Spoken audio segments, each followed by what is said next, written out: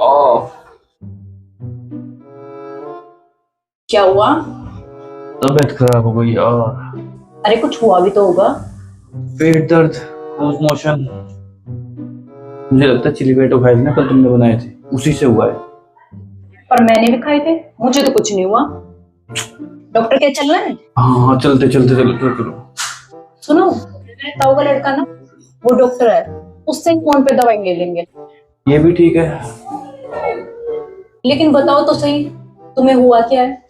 उसको बोल देना पेट में दर्द है और इतने पतले लूज मोशन है कि बेसिक से तुम कुर्ला कर लो।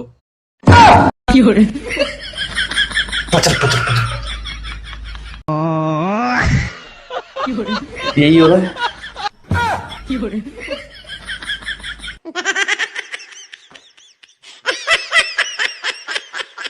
जो है वही तो बोला है। ओए।